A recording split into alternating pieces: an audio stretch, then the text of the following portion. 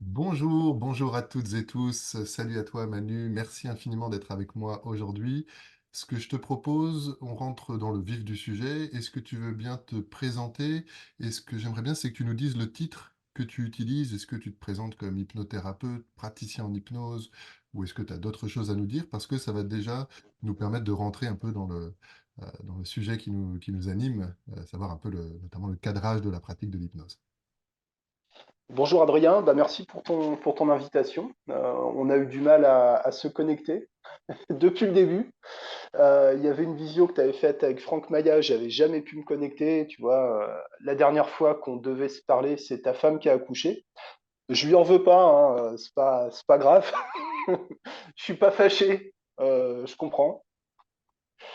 Bon voilà, mais on y arrive. Donc, je m'appelle Manu Winter, je fais de l'hypnose. Alors, je dis que je suis hypnotiseur, hypnothérapeute. Je le dis un peu plus facilement aujourd'hui qu'il y a encore pas si longtemps parce que je crois que c'est rentré dans les mœurs.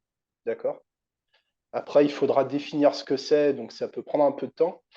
Et je fais ça depuis 10 ans. Je m'occupe principalement de relaxation, de problèmes d'anxiété, de crises d'angoisse et d'addiction, un peu de phobie ou des choses courantes dans le monde de l'hypnose, mais surtout tout ce qui est lié à l'anxiété, à ses conséquences. Voilà, pour situer, d'accord? Et donc, oui, mon titre, praticien en hypnose, hypnotiseur, hypnothérapeute, je fais de l'hypnose, c'est à peu près ce que je dis. Je le dis comme ça et les gens posent plus trop de questions, en fait, depuis assez longtemps, hein. Je pense qu'on a plus tendance à anticiper des questions qu'à répondre à des questions. Tu vois.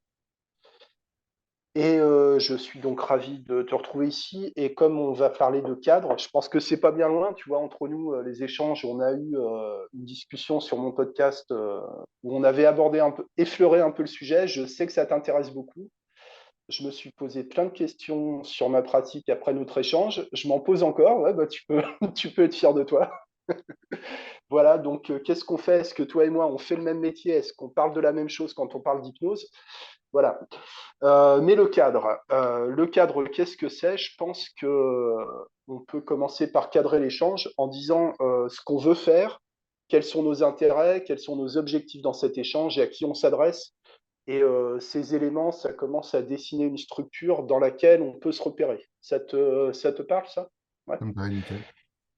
Donc, je pense qu'on s'adresse à des hypnothérapeutes dans cette discussion.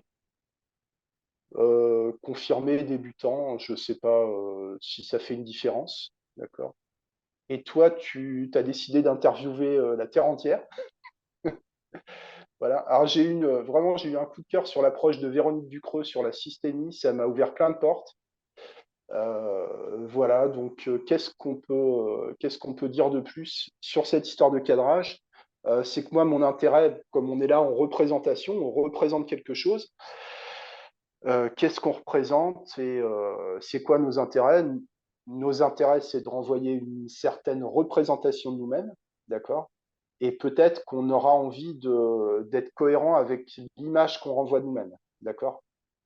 Et je pense qu'on a envie d'envoyer un message, d'inviter les gens à l'étude et à la réflexion, d'accord? Et de ne pas se contenter de dire suivez-moi, écoutez-moi, etc. Donc les questions qu'on développe, c'est pour que les gens apprennent quelque chose. Tout à fait. Ça va, ça? Ça me paraît nickel. En fait, pour resituer un peu le contexte, effectivement, depuis que je suis formateur chez Génération Formation, ça m'a fait prendre conscience de la fragilité, pour pas dire de l'absence de cadrage de notre pratique, qui est pas Mmh. réglementée. Tu as un peu des chartes déontologiques dans les écoles, mais effectivement, quel genre de demande on est prêt à accompagner, comment est-ce qu'on se présente, comment est-ce qu'on se positionne, comment est-ce qu'on réoriente, le nombre de séances, comment est-ce qu'on commence, comment est-ce qu'on finit, est-ce qu'on fait en visio. Il y a mille questions comme ça qui mérite, je pense, d'être pas forcément répondu de manière définitive, mais en tout cas qu'on les malaxe, qu'on les prépare. Et au départ, je me suis lancé un peu dans ces enregistrements fidèles à moi-même, un peu plus par intuition que par réflexion stratégique, je dirais. Et puis en avançant, en faisant, pardon, les enregistrements, je me suis rendu compte qu'il y avait une vraie richesse et humaine. Là, c'est des moments d'échange et de rencontre, et une richesse de partage aussi, d'intelligence collective. Et donc, comme moi, je suis assez admiratif de ton travail, de ce que j'ai vu, tu avais mis à disposition une formation en hypnose profonde, des vidéos très chouettes, je trouve, qui m'ont l'air de parler de ta pratique plutôt justement pragmatique. Je crois que je sais pas si c'est un mot que tu as employé, de artisanal, ouais, une maîtrise de l'outil. Euh, et justement, est-ce qu'on fait de la psychothérapie facilitée par l'hypnose ou est-ce qu'on est vraiment des praticiens en hypnose en tant que tels? Donc, bah, c'est toutes ces questions que je souhaitais qu'on explore ensemble. Et le but, c'est évidemment que toi, tu puisses me donner ta vision de ta pratique à l'instant T et qu'en même temps, on puisse euh, la faire rebondir avec la mienne et évidemment avec nos auditeurs, nos auditrices, que ça puisse les nourrir, stimuler leur réflexion. Et si jamais il y a des questions ou des envies d'approfondissement, on sera ravis évidemment qu'il puisse y avoir des commentaires. N'hésitez pas à nous alpaguer à travers les réseaux sociaux. Aujourd'hui, c'est assez facile. Ce que je te propose, juste avant qu'on prenne ce virage-là, peut-être pour nous aider à mieux te connaître, est-ce que si jamais tu as eu une vie avant l'hypnose, est-ce que est-ce qu'elle pourrait avoir une influence sur ta pratique aujourd'hui? Et si oui, est-ce que tu peux nous donner un petit éclairage là-dessus? Ça nous permettra Ouais, d'apprendre ouais, sans je découverte. vais essayer d'éclairer en fonction de mon faisceau à l'instant T, comme tu l'as dit. Et on parle toujours à l'instant T, parce qu'une pratique thérapeutique, une pratique de l'hypnotisme, ouais, j'aime bien l'idée d'artisanat, encore qu'il y a un peu l'idée que ce serait fixé dans le temps, tu sais. Alors, il y a une tradition de l'hypnose, mais la pratique de quelqu'un qui fait de l'hypnose, elle est jamais fixée. Donc, on ne se pose pas les mêmes questions au bout de 6 mois, 1 an, 10 ans, j'imagine 20 ans, 30 ans, je ne sais pas quelles questions on peut encore se poser, mais on s'en posera encore. Si tout va bien, on s'en posera encore. Voilà. Et donc, une vie d'avant, bah, j'ai travaillé en entreprise, j'ai fait notamment des fonctions commerciales, j'ai fait de la prévente, un peu d'organisation, des choses comme ça. Je ne devais pas être très bon là-dedans puisque j'ai fini par faire autre chose. Voilà. Donc, est-ce que vraiment j'ai acquis des compétences qui sont transférables dans la pratique de l'hypnose? Là, je pense on aborde une question qui est importante parce que les jeunes hypnothérapeutes que nous avons été ou que nous sommes encore ont une intuition de remplir leur pratique avec leurs acquis. D'accord? Par exemple, moi, je m'intéressais à la sophrologie, au tai chi chuan, à des choses comme ça. Donc, je l'ai mis dans ma pratique. J'ai mis de la respiration, j'ai mis de la relaxation. De la même manière que quelqu'un qui fait de la danse va mettre de la danse, quelqu'un qui fait de la musique va mettre de la musique, et tout le monde va mettre un peu son parcours dans sa pratique. Et je pense que les enjeux, au bout d'un moment, c'est d'arriver à vider ça, c'est-à-dire à enlever de soi-même de sa pratique, enlever son identité, son parcours de sa pratique, pour avoir réellement une approche centrée sur la personne. Donc, l'influence de mon parcours, elle est déterminante. Et aujourd'hui, ma démarche, c'est d'essayer d'oublier ce que j'ai été avant. Tu vois. Alors, c'est des problèmes de légitimité, c'est des problèmes d'identification. Tu vois, ça te paraît brumeux ce que je dis ou ça éclaire un peu? Mm, non, alors ce qui est pas totalement clair, mais c'est Hein. assez logique par rapport à ce que tu exprimes, c'est Ça l'est pas totalement pour moi non plus. Hein. bah, en plus, puis ma Voilà. question te prend peut-être un peu comment dire, à bras-le-corps, brûle pour point. L'expression m'échappe, Hein. mais tu vois l'idée. Te surprend peut-être un peu. Quand tu parles de commercial, fonction d'organisation, etc., je me dis, bah, forcément, il y a une manière de présenter des produits, Hein. de se présenter soi, et même dans l'organisation, c'est quand même parce que le métier d'hypnotiseur ou d'hypnothérapeute, évidemment, il y a la fonction d'hypnotiser et d'accompagner les gens, mais il y a aussi la fonction de se faire connaître, il y a aussi la fonction d'organiser son agenda, d'organiser peut-être des enjeux techniques. Donc j'imagine, c'est en tout cas ce que j'ai projeté, des liens ou des apprentissages qu'on pouvait faire. Et après, ce qui m'a surtout touché, et tout de suite, t'es allé, je te reconnais bien là, tu es tout de suite allé dans des sphères très élevées, je dirais, si ce n'est de réflexion, en tout cas d'ambition. Euh, et tu l'as fait avec, je trouve aussi, une justesse dans les mots. euh, qui m'a donné envie de, aussi qu'on se parle aujourd'hui. Je trouve quelque chose de modéré, mais d'ambitieux à la fois. C'est-à-dire, euh, la perspective, ce serait de désidentifier ou en tout cas de se libérer de son parcours pour être le plus disponible à l'autre, en sachant qu'en fait c'est impossible. Et Enfin, oui, là, je et partage oui, ma oui, croyance. On est ouais. un corps, on est une histoire, et on va aussi peut-être avoir besoin d'incarner et d'habiter notre histoire de vie. Peut-être que avoir été en thérapie, être en thérapie, se faire superviser pour justement encore mieux se connaître, connaître son histoire de vie, pour ne plus en être aveugle et arriver à la doser pour qu'il y ait la présence minimum pour laisser l'espace maximum à l'autre. Et en même temps, il y a quand même une présence. Et aussi, le fait qu'il y ait une présence humaine, je crois, et là j'ai un frisson en t'en parlant, peut être profondément thérapeutique. C'est-à-dire, on n'est pas un miroir en face des gens. On n'est pas comme en psychanalyse où il y avait cette illusion on serait vraiment absent, un silence. Mais en fait, ça ne marche pas. Il y a toujours influence, il y a toujours suggestion. Et nous, je crois que, étant des suggestionneurs, des suggestionneuses, on s'intéresse justement à ces mécanismes avec suffisamment de finesse pour les utiliser de manière stratégique au service de nos clients. Et ça veut aussi dire être là, être un être humain. Je crois que c'est Erickson qui disait l'hypnose, c'est une relation chaleureuse entre deux êtres humains au service de l'un d'entre eux. Euh, donc voilà, je te laisse rebondir là-dessus. Je ne sais pas exactement où on va, mais je suis sûr qu'on y va bien en tout cas. Bah, il était question de se désidentifier à qui on a été avant l'hypnose et que c'est impossible. Moi, enfin, j'ai même un sentiment du déterminisme total, en fait. D'ailleurs, c'est ce qui nous passionne dans l'étude de l'hypnose. On ne peut pas saisir ce qui nous dirige. Qu'est-ce qui fait qu'on prend une décision, qu'on fait un choix? Est-ce que c'est vraiment un choix? Est-ce que c'est vraiment une décision? Et je pense que le cœur de l'hypnose, c'est de mettre ça en mouvement, cette force intérieure, extérieure, peut-être ni l'une ni l'autre, enfin, euh, tout, ce qui, euh, tout ce qui va arriver au bout d'une analyse, toutes les impasses qu'on va avoir dans la démarche analytique, intuitive, rationnelle, quoi. Et mon approche par les ultras, par l'hypnose profonde, c'était de favoriser cette expression-là indépendamment des suggestions de l'hypnotiseur. Et comme tu l'as dit, il y a forcément influence, il y a forcément suggestion. Alors, qu'est-ce qu'une suggestion, qu'est-ce qu'en est pas? Là, je vais parler de suggestion hypnotique, c'est-à-dire une définition restreinte pour qu'on se comprenne, c'est-à-dire les suggestions qui vont être faites pendant la transe. Une fois qu'on a fait une induction hypnotique, la personne est en hypnose et la suggestion, ça peut être de se remémorer quelque chose, de se projeter, de se représenter, de créer un mouvement, un automatisme. Et ça, on peut s'en passer, en fait. Voilà l'idée. Mais c'est encore un autre travail d'évidement de la pratique.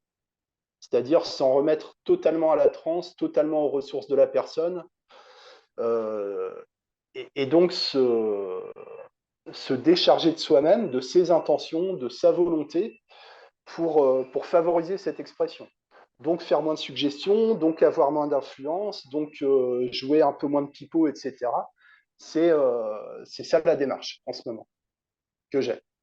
Magnifique. Et donc on parle un peu de d'hypnose sèche, entre guillemets. En tout cas, Ouais, alors, il je peut y pense qu'on avoir eu peut un dire entretien. hypnose sèche, dans le sens où il y a quand même hypnose, donc préparation à l'hypnose, et Oui, le rôle de commercial, d'organisateur. Si je l'avais compris à l'époque, d'accord, si je l'avais compris, ça se serait ramené à une écoute, en fait.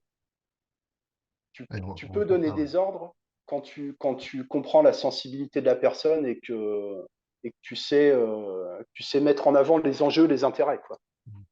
Mais quand tu es jeune, t'es un peu comme ça, il y a l'ego, donc il faut imposer les choses par la force, etc.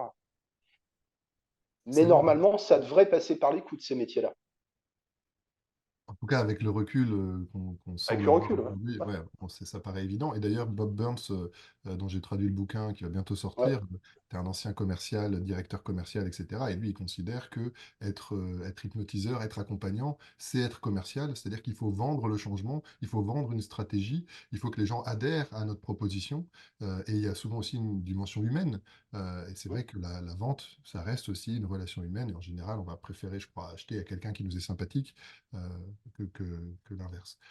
En revanche, du coup, là, tu as mis le doigt tout de suite à nouveau sur un sujet qui me paraît fondamental et je suis ravi qu'on en parle parce que j'ai l'impression à nouveau de ce que je vois de la pratique que c'était peut-être un de ceux qui pratiquent vraiment comme ça. Et j'ai l'impression que tu t'es un peu auto-pondéré aussi, donc on va voir sur cette idée d'hypnose sèche. Alors, hypnose sèche, qu'on se mette bien d'accord, c'est dans l'hypnose, une fois que la personne est en transe, s'effacer au maximum. Laisser la place, c'est très finalement roustancien, François Roustan. Je ne sais pas, en tout cas, il y a certains accompagnants comme ça qui avaient une vision, ou qui ont d'ailleurs une vision, vraiment les bénéfices de la transe, de cet état de résilience, de réorganisation naturelle, spontanée, où une fois qu'on est dedans, normalement, on devrait ne plus rien y faire. Ça posera la question quand même de comment tu amènes l'hypnose, parce que c'est pas anodin, et aussi de l'éventuel entretien préalable. Certains qui disent anamnèse, j'aime pas trop ce terme-là, mais comment est-ce que tu prépares, quel genre de questions tu poses, est-ce que tu cadres? Euh, et la question, il y en a plusieurs en une, et ça me ressemble bien, j'espère que tu t'en débrouilleras. Je note, hein, je note. Vas-y. Il faut suivre l'esprit en arborescence. Euh, c'est J'entends et je partage ton intention de vouloir s'effacer au maximum dans la transe de l'autre. Euh, Est-ce que c'est quelque chose que tu arrives, est-ce que c'est quelque chose que tu fais à 100%? Est-ce que c'est plus un dosage? Ça va, ça va dépendre peut-être de la personne. Euh, pour te donner ma stratégie aujourd'hui, ce que j'essaye de faire, c'est la meilleure hypnose possible. Donc, une bonne induction, s'assurer qu'il y a une hypnose de qualité. Et, euh, et ensuite, un espace de silence, un espace d'ouverture absolue, où je ne fais rien et je ne dis rien. Et mon idée, c'est de laisser cet espace le plus long possible, tant que la personne progresse et que sa transe semble être une forme de mise en mouvement, et en même temps de pouvoir rester disponible, parce que j'ai l'impression que certaines personnes ont plus besoin de stimulation. Euh, voilà. Donc la question, c'est dosage entre absence totale de stimulation ou stimulation absolue où c'est toi qui fais tout. Et quel est ton dosage? Je pense à Evelyn Joss dans les histoires thérapeutiques qui nous explique que les gens, quand ils sont dans des situations de vie très compliquées, en sortie de traumatisme, en burn-out, il y a des gens qui viennent nous voir qui ont très très peu de ressources, même très peu de ressources inconscientes, et qui peuvent avoir besoin un peu d'une métaphore, qui peuvent avoir besoin un peu de... justement, tu disais, tiens, est-ce qu'on va plutôt aller dans le passé, dans le futur? Est-ce qu'on va aller trouver des ressources, de la modélisation, que sais-je. Voilà, je te laisse à nouveau te débrouiller avec cette question qui est plus une phrase ouverte. Alors si on parle d'hypnose sèche, est-ce que ça vient de Roustan? Je sais pas, j'ai pas encore vraiment lu Roustan, et puis même si je le lis, ça veut pas dire que je vais le comprendre, donc je sais pas.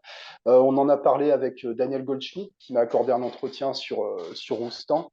Je pense qu'on y retrouve le taoïsme, l'idée du vide, du non-agir, d'une certaine manière, même si j'en ai une connaissance intuitive de par la pratique du tai chi chuan, tu vois. Mais pour aller au vide, c'est une discipline quand même. C'est le tai chi, par exemple, c'est une pratique de toute une vie, quoi. Pour arriver à quelque chose. Je sais pas, comme le yoga ou la méditation, c'est pas quelque chose qui va t'amener vers une performance, comme si tu allais atteindre un niveau et après tu t'aurais acquis quelque chose, quoi. Ce que je peux Euh, juste dire sur Roustan, parce que j'ai eu la chance de ouais, faire une séance avec lui, c'est mm, qu'effectivement, c'était très épuré, quoi. ouais, Et quelques phrases enfin une ou deux phrases de questionnement, et puis ensuite sa fameuse phrase de laisser le fauteuil asseoir le corps, et ensuite silence, quoi. Et mm, moi, j'étais bien entraîné à l'hypnose, à l'auto-hypnose, donc bah, je savais à quoi m'attendre. Donc probablement aussi qu'avec sa notoriété, il disait, quand on a une certaine notoriété, après les gens, ils viennent chercher un coup de tampon pour être autorisés à changer. Donc, en plus, moi, j'y allais avec un enjeu de responsabilisation dans ma vie, donc c'était rigolo qu'il me laisse me responsabiliser dans mon hypnose. mm. Voilà, je me suis posé la question avec quelqu'un qui connaîtrait rien à l'hypnose. Peut-être que les attentes peuvent être suffisantes. Est-ce que ce serait pas un petit peu aride? Et effectivement, j'ai l'impression qu'il a dû, je me rappelle plus, mais me dire deux phrases dans la transe, quoi. Donc c'était cette idée, en tout cas, d'une approche très épurée, de laisser le maximum d'espace et de ne pas prendre le risque de faire des suggestions qui sont autant de greffons qui pourraient être rejetés, quoi. Ou s'ils sont acceptés, une forme de soumission à l'influence extérieure qu'on cherche à éviter, mais sur laquelle on s'appuie. Il y a ce paradoxe, quoi. C'est complètement, complètement paradoxal. Et si on ajoute à ça la confusion entre les approches par la suggestion ou par la transe, voilà, et souvent on va considérer que c'est un juste milieu, que l'influence n'est pas problématique si ça part d'une bonne intention, etc. Bon, on peut parler des journées entières là-dessus. Mais en tout cas, même une approche très épurée comme Roustan, c'est pas le vide absolu, c'est pas le néant, quoi. Et même de l'hypnose complètement silencieuse, dans le sens, tu mets la personne en hypnose et après tu fais rien, bah, ça marche pas si bien que ça, en fait. C'était ma Moi, question. j'ai eu la dernière fois que j'ai fait ça, c'était avec un copain hypno, justement, tu vois. C'est important de s'entraîner entre nous pour avoir des retours critiques techniques, quoi, tu vois. Et il m'a dit, lui, c'est pas que ça l'a angoissé ou stressé, mais il s'est ennuyé, c'était pas intéressant, il attendait qu'il se passe quelque chose, il se passait rien. Alors, on peut faire des divisions par zéro, tu vois, en tant que PNListe, non, mais justement, ça vous a mis face à un truc. Mais la vérité, c'est que lui, son expérience n'a pas été intéressante. Voilà. Et pour certaines personnes, tu as parlé d'Evelyn Joss, qui reçoit des personnes polytraumatisées, qui a travaillé avec des victimes de guerre, enfin de crimes de guerre, de choses comme ça. Il y a des gens, effectivement, qui n'ont pas accès aux ressources, qui ont besoin d'être dirigés, qui ont besoin qu'on nourrisse leur expérience avec des suggestions, avec du contenu, et qui vont se laisser un peu porter. Et peut-être qu'après quelques séances, on va pouvoir passer sur de l'hypnose plus sèche, plus silencieuse, mais ce serait sûrement une erreur stratégique de partir du principe que la personne a déjà tout. Alors, est-ce que nous, on apporte, ou est-ce que nous, on est un espèce de totem, de miroir sur laquelle la personne va tout projeter? Est-ce qu'on est remplaçable? Est-ce que si je sacrifie un poulet, ça équivaut à faire une induction hypnotique? Là, je sais pas. Là, je sais pas, Adrien. Mais je pense que dans tous les cas, on peut en enlever. En tout cas, on peut enlever des suggestions, on peut enlever des métaphores, on peut enlever des questions dans l'entretien.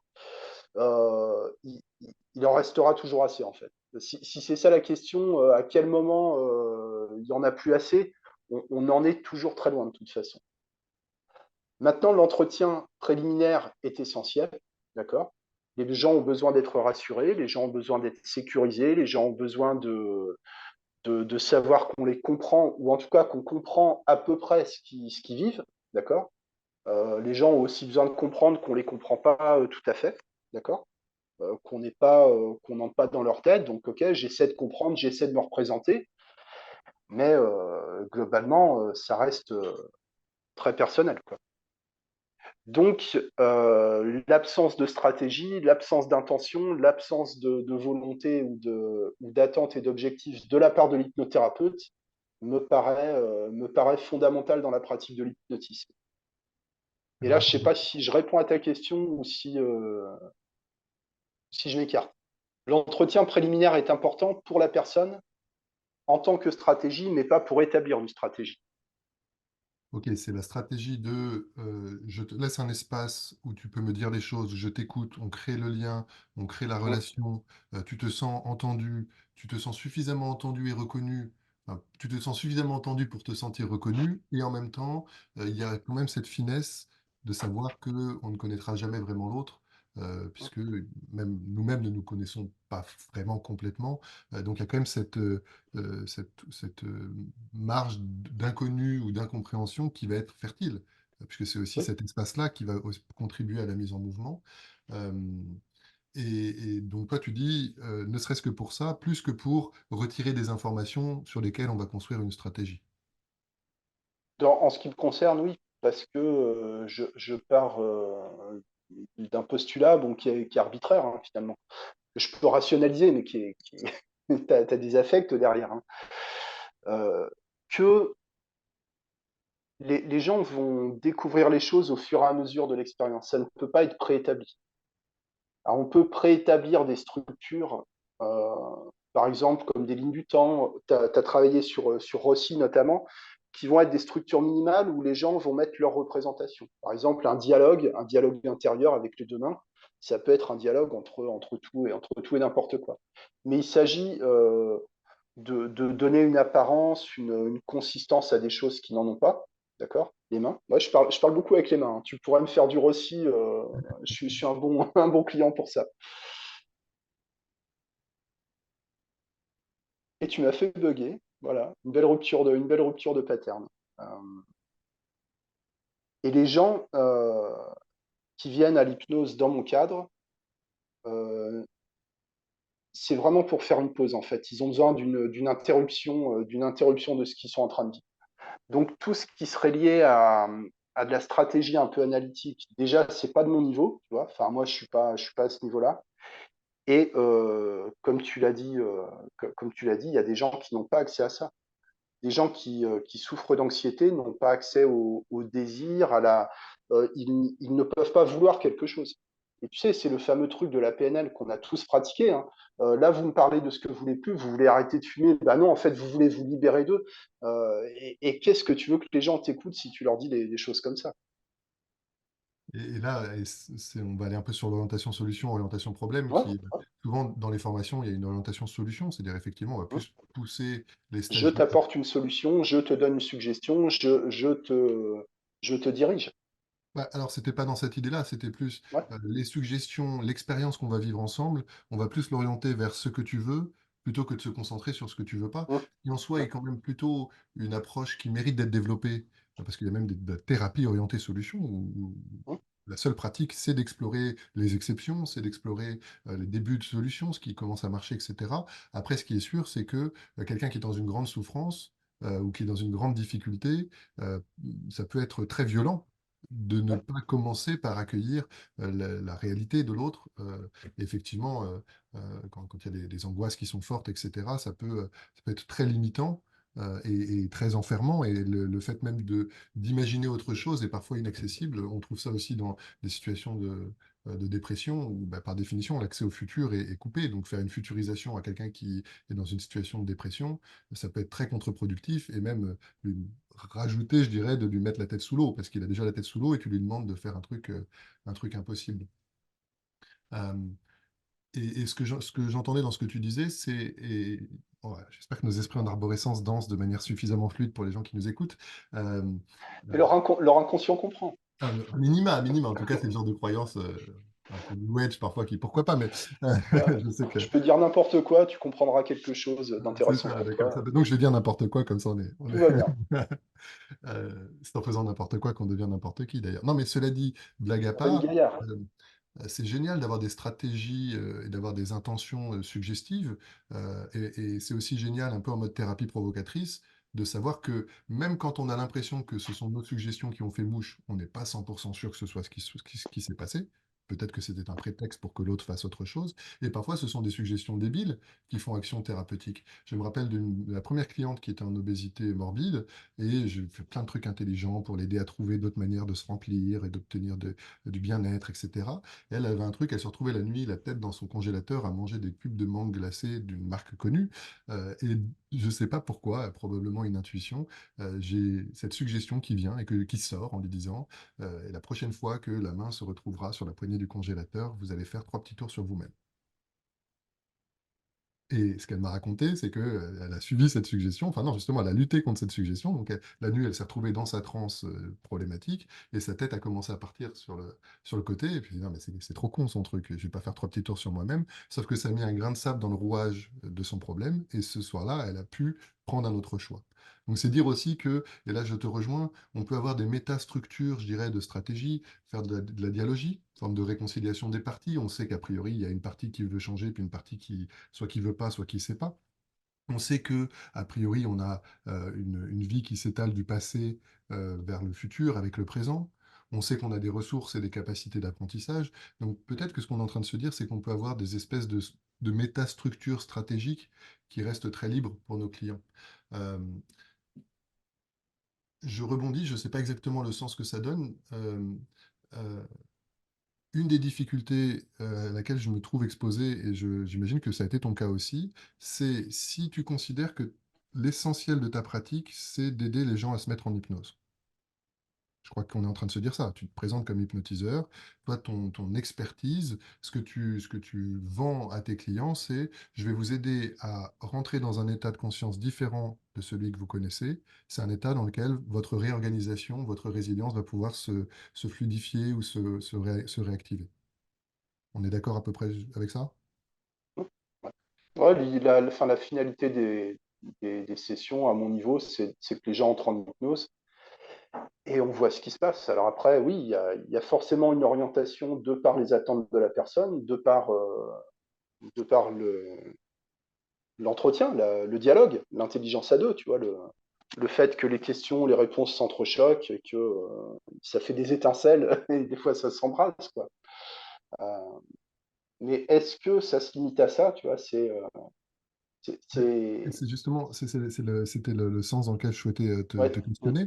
ouais. Quid des personnes qui ont des difficultés à rentrer en hypnose, et je pense notamment à une typologie de personnes très précise, les personnes qui ont vécu des traumas, et notamment des traumatismes de type abus, abus sexuels.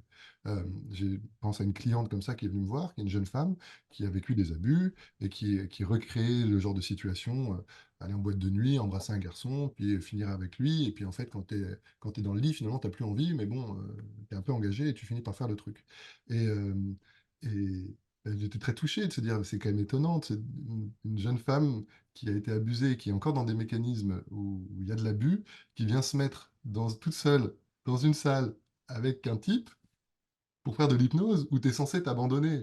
Il y a presque un truc paradoxal. Et en vérité, j'ai l'impression que, par exemple, avec ce genre de personnes, euh, pour faire de l'hypnose profonde, bah, il va y avoir un travail en fait de construction de la confiance, de construction de la relation. Et pour peu que les personnes aient eu des traumatismes d'attachement tôt dans la vie, au moment où on construit la confiance, ça peut être un travail important thérapeutique à mener qui va permettre ensuite de rentrer en hypnose. Et du coup, je trouve que là, on peut être à la limite de notre expertise. En tout cas, il y a une dimension d'accompagnement comme si l'hypnose est un outil, c'est notre outil principal dans une relation qui s'inscrit dans une perspective d'accompagnement. Comment tu gères, toi, des personnes, que ce soit le cas que je décris ou d'autres, qui éprouvent des difficultés à rentrer en hypnose et qui finalement, cette difficulté, c'est leur problématique quelque part. Alors, j'ai pas mémoire de cette association entre vécu, trauma et hypnotisabilité. C'est des personnes traumatisées, polytraumatisées, victimes de viols, d'inceste, j'en rencontre régulièrement. Mais souvent, il y a eu un travail déjà fait en amont. Ouais, il reste quelque chose, mais il y a des suivis en parallèle. Enfin, c'est pas quelque chose de frais. C'est souvent 10 ans, 20 ans, parfois 30 ans après que le moment de notre rencontre arrive, en fait, quoi. D'accord? Mais j'ai pas constaté que ça rendait plus difficile de mettre les gens en hypnose quand il y a des traumas. Et j'ai même l'impression que c'est plutôt l'inverse, en fait. Qu'il y aura une proportion d'hypersuggestibles supérieure à la moyenne chez les personnes qui ont subi des traumatismes, des choses comme ça. Donc je suis pas sûr, tu vois. T'es pas exposé à un mécanisme d'hypervigilance chez certains clients qui veut pas lâcher de peur de perdre le contrôle et de se faire Alors des gens comme ça, anxieux avec cette ça marche avec l'anxiété, ouais. hypervigilance, ce besoin de contrôle, ouais, c'est régulier, mais c'est pas forcément une conséquence de traumatisme. Pour Non, moi, alors c'est des choses différentes. je prenais Ouais. cet exemple parce qu'il me paraît frappant, c'est-à-dire quelqu'un qui a vécu un traumatisme où sa confiance a été trompée et abusée, bah, du coup, ça me paraît assez logique qu'il y a une partie du système qui va éviter ça et qui soit en hypervigilance, mais dans l'anxiété, et d'ailleurs, ça fait une bonne transition aussi parce que il y a certains euh, des sujets que tu as évoqués, que tu es habitué à accompagner, anxiété, phobie, il y a un petit sujet, addiction, il y a clairement un sujet de définition un peu des frontières. Et donc, a priori, ça peut faire partie des choses qui sont plus de l'escarcelle d'un médecin ou d'un psychiatre. Euh, Mmh. donc, à voir, j'aimerais bien que tu nous parles un peu de comment tu te positionnes par rapport à ça, comment est-ce que tu arrives, te connaissant, à créer un cadre où tu peux travailler en sécurité sur ces sujets. Mais du coup, je te fais une pré-suggestion, parce que j'aimerais bien qu'on focus. Quand tu as des gens qui sont dans une hypervigilance, un besoin de contrôle, du mal à lâcher prise, je pense que c'est un sujet pour les gens qui nous écoutent qui est vraiment intéressant, parce que même sans trauma, ou peu importe les raisons ou la structure qui fait qu'il y a cette hypervigilance, on a des clients qui vont être en hypervigilance et cette hypervigilance peut être de nature à limiter la capacité à se lâcher dans l'hypnose, quoi, en gros. Bien sûr. Tu accueilles ça? Comment tu arrives quand même à bosser quand il y a ces mécanismes qui pourraient te limiter? Alors, je reviens pas je reviens vite fait sur ce qu'on a dit avant, est-ce que le vécu, l'anxiété, la vigilance, les traumas peuvent, agir sur l'hypnosabilité? Certainement, mais je pense qu'on a des généralisations qui sont basées sur le genre de public qu'on rencontre pendant des années. Donc et peut-être que moi, comme j'avais pas, cette idée-là, Enfin, j'ai peut-être développé des croyances différentes. Les croyances de l'hypnothérapeute, c'est ça qui fait l'hypnose, hein. De toute façon, qu'on le veuille ou pas, on ne parle que de l'hypnose, enfin, ce qu'on voudrait que soit l'hypnose, en fait. Notre désir que l'hypnose, ce soit ça. Donc, même sans faire de suggestion, notre hypnose, elle est teintée de nos croyances. En tout cas, s'il y a des gens, vraiment, j'arrive pas à les mettre en hypnose, bah, clairement, je peux pas travailler. Voilà, mon positionnement, c'est ça. Je fais de l'hypnose. Donc, une personne qui aurait du mal à vraiment à rentrer en hypnose, qui va dire, enfin, vraiment, on n'y arrive pas, ça marche pas, il n'y a aucun signe d'hypnose, vraiment aucun ressenti, rien, et ben, enfin, je peux même pas demander à la personne de me payer, en fait. Tu vois. Je vais pas lui dire, c'est pas grave, on fait de l'EMDR, c'est pas grave, on fait de l'EFT, c'est pas grave, j'ai mon couteau suisse, je peux proposer autre chose. Je pourrais, mais je pense que je ne serai plus crédible. D'accord. Donc, moi, j'ai une limite déjà à ce niveau-là. Ensuite, si on cherche des limites dans nos compétences, normalement, on les trouve très vite. D'accord. Normalement. Enfin, je, je pense que tu es d'accord avec moi, j'espère. Voilà, effectivement, quelqu'un qui me dit, bah tiens, j'ai été violé le week-end dernier en boîte de nuit, aidez-moi. Il y a très peu de chances que ce soit moi qu'on sollicite normalement. Et si c'était le cas, enfin, moi, je suis pas apte à ça, quoi. D'accord. Voilà comment je me positionne. Donc les limites, ouais, j'ai des limites et heureusement. Donc si on peut pas hypnotiser, ben on peut pas travailler dans mon cadre, dans mon cabinet, ok. Et pour ce qui est de la vigilance, de la difficulté à lâcher prise, pour moi c'est la norme en fait. C'est la norme. C'est normal que les gens se méfient, c'est normal que les gens n'aient pas confiance par défaut. Une femme qui a été abusée, qui se retrouve seule avec un homme qui fait de l'hypnose, c'est normal qu'il y ait de la vigilance. C'est même un bon signe de santé mentale, je pense. Et pour ça, bah, je me sers beaucoup de ce que j'ai appris chez Miras, Philippe Miras, le SWAM, la transpartielle. On va faire de l'idéomoteur avec la main à vide, c'est-à-dire des mouvements automatiques qu'on ne va pas signifier par des oui ou des non, mais simplement du mouvement, on ne sait pas ce que ça veut dire, mais ça bouge, indépendamment de ma volonté, indépendamment des questions que je peux poser, ça bouge, ou ça refuse de bouger, tu vois, sans interpréter, mais il se passe quelque chose.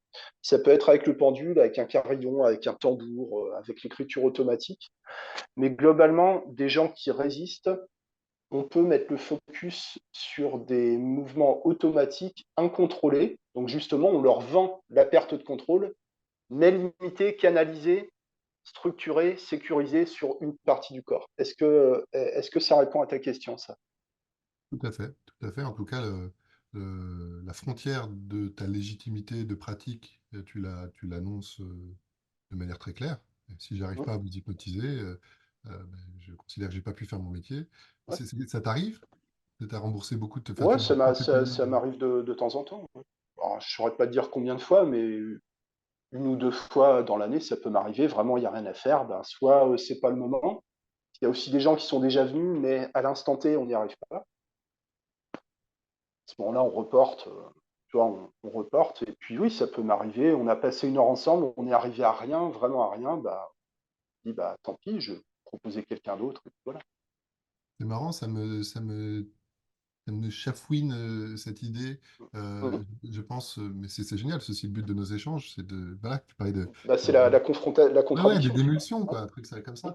C'est, à nouveau, je reviens à cette idée que certaines personnes peuvent avoir besoin, à nouveau, il ne faut pas se cacher derrière son petit doigt, d'incompétence. Il faut qu'on maîtrise nos outils, qu'on ait suffisamment de stratégies hypnotiques, de connaissances de la psyché humaine, de peut-être des styles d'attachement, ce genre de choses, pour proposer rapidement les meilleurs chemins à nos clients, tout en acceptant que certaines personnes peuvent avoir besoin d'un peu de temps pour construire la relation. Mhm. Parfois, il y a certaines personnes qui peuvent te mettre en échec, et c'est la mise en échec de l'hypnose qui sera thérapeutique. Et c'est là où on voit que juste focus sur outils hypnose, état hypnose, même si c'est une compétence géniale de s'être vraiment entraîné, être plutôt efficace à l'inviter chez nos clients, ça s'inscrit dans quelque chose de plus vaste. Et là, pour le coup, euh, à moins d'avoir fait des formations spécifiques, on est rarement équipé. Je pense à la systémique, je pense à la gestalt, où on va s'intéresser à la relation et comment la relation va permettre l'hypnose. Donc en tout cas, oui, ta réponse était très claire, je la trouve ferme, et du coup, ça m'impressionne, parce que moi, je suis toujours un peu trop flexible dans mon cadre. Et du coup, je me sens, j'ai l'impression que ce serait dommage de dire à quelqu'un, écoutez, je vous fais pas payer, sous-entendu, il s'est rien passé, parce que si ça se trouve, l'expérience de la personne, c'est qu'à ce moment-là, il s'est rien passé d'hypnotique, mais peut-être qu'il s'est quand même passé des choses, et peut-être, comme tu dis, il y avait une question de timing. Je repense à quelqu'un qui est venu me voir en soirée, il me fait, ah, en fait, j'ai arrêté de fumer avec l'hypnose et tout. Je fais, ok, donc en fait, on s'est déjà parlé, et effectivement, on s'était parlé un moment, on avait même passé un quart d'heure au téléphone 3 ans avant pour que je lui explique les stratégies, et en fait, 2 ans plus tard, il avait pris la décision, il allait sur Internet, il a fait une séance avec une collègue et il a arrêté de fumer. Et parfois, on est des pions, mais presque invisibles ou très discrets sur la vie des gens, enfin sur le chemin de vie des gens. Euh, donc voilà, il y a une matière un peu immaîtrisable finalement. euh, et un des buts des entretiens et de celui qu'on est en train de faire, c'est de contribuer à placer des points de repère pour être un peu moins aveugle de ces mécanismes, notamment relationnels, quoi. Ça, tu l'as évoqué souvent dans des échanges par écrit sur le groupe hypnose, notamment qu'on on est un peu une ombre qui passe dans la vie de la personne. Mm. Et parfois, notre rôle, il se limite à réorienter la personne. Mais c'est une compétence qui est importante, qui n'est pas enseignée dans les formations, ou trop rarement en tout cas, de ne pas en faire une affaire personnelle. Euh, et c'est important de dire aux gens, bon, bah, cette séance-là, moi, je suis arrivé à rien, mais peut-être que quelqu'un d'autre peut mieux. Tu sais, as forcément reçu des gens, ça n'a pas marché avec d'autres hypnos, ça a marché avec toi, donc pourquoi ça irait que dans un sens? De perdre le paiement d'une séance, ça va pas faire la différence sur ton année, tu vois. Je te dis, ça m'est arrivé 2, 3 fois sur 10 ans, 3, 4 fois. Mais par contre, ça t'enlève une pression, tu vois, Adrien. C'est que si tu es prêt à te passer du paiement, bah, tu as moins de stress, donc tu as plus de chances d'y arriver. En fait, c'est souvent les enjeux que toi, enfin, pas toi, mais qu'on se met pour mettre la personne en hypnose, toute cette anxiété de performance qui freine la mise en hypnose. Après, j'étais pas tant sur le focus sur se priver du paiement de la séance, c'était Ouais. plus le message un peu implicite que ça pourrait transmettre, de dire la séance n'a pas marché. Alors effectivement, bon, la personne elle est contente parce qu'elle a économisé les sous, en plus ça correspond à son Elle n'est pas expérience. forcément contente Non, d'avoir économisé les sous, mais si moi j'ai la conscience tranquille, si c'est le prix de la tranquillité d'esprit, ben, on ne se doit rien, tu vois. mais c'était plus, en tout cas, comment ça me fait réagir un peu Ouais. émotionnellement, comment ça me challenge, c'est à nouveau, si cette séance était un préambule pour une prochaine séance avec toi ou avec quelqu'un d'autre, si c'était l'occasion qu'il y ait un petit recadrage qui passe, mais qui ne soit pas encore conscientisé et qui fasse son chemin, un peu comme la dormance, tu sais, des graines qui ont besoin d'attendre que Hum. l'hiver soit passé pour se mettre à germer. Euh, et du coup, euh, en ne faisant pas payer, le sentiment que ça me laisse, ce serait de dire qu'il n'y a pas eu de travail. Or, même un échec, ma fameuse stratégie Nelson Mandela, je ne perds jamais, soit je gagne, soit j'apprends. Et donc, même une séance qui serait complètement ratée peut être un nid d'apprentissage de ce qui ne marche pas pour la personne ou peut-être d'explorer d'autres stratégies. Donc voilà, j'ai eu l'impression que le fait de ne pas faire euh, payer la personne, c'est comme si il y aurait pour le coup, un phénomène paradoxal, un engagement de résultat. Je m'engage à avoir le résultat de l'hypnose avec vous, alors que j'ai l'impression qu'on est plus sur un engagement de moyens et que même des échecs peuvent contribuer à de la réussite. Donc voilà, c'était ce petit truc-là, mais Ouais, ouais. Bah, je comprends pourquoi ça dérange, hein. Alors, est-ce que tout travail mérite salaire? Quand tu es hypno, tu as passé combien de temps à bosser gratuitement, tu vois? À expliquer des trucs aux gens, à faire des séances de démonstration, à faire des séances collectives après des conférences dans les salons du bien-être, ou des trucs comme ça, à t'entraîner sur des amis, etc. Est-ce que vraiment on peut pas travailler gratuitement en hypnose? Tu vois, je suis pas sûr, quoi. Je suis pas sûr. Et non, je suis même pas sûr que ça joue sur les résultats, tu vois. bah, Je suis pas après, sûr. tu vois, Des séances moins chères ou payer en panier de légumes du jardin ou des trucs comme ça marche aussi, hein. alors, ce qui est sûr, c'est que l'engagement financier, depuis Freud, n'est-ce pas, est un Ah oui. levier important de changement. J'ai une pote, en plus c'est dramatique, malheureusement, elle est décédée depuis, mais elle a fait une séance d'hypnose pour arrêter de fumer, avec des trucs de groupe, tu sais, à 300 balles. Et en Hum, fait, ce qu'elle m'a décrit, c'est que c'était naze. ouais. Elle ne s'est pas sentie en hypnose, elle ne s'est pas sentie reconnue. Enfin bref, il n'y avait rien, quoi. Elle est sortie de là avec une envie, c'était de s'allumer une grosse clope, sauf qu'elle avait payé 300 balles. Et du coup, elle a arrêté de fumer grâce au levier financier. Malheureusement, en plus, il se trouve que cette histoire est dramatique, donc probablement qu'il y avait peut-être d'autres chemins, et peut-être que c'est complètement indépendant et qu'elle elle aura eu cette maladie, quoi qu'il arrive. Euh, mais en tout cas, je te rejoins.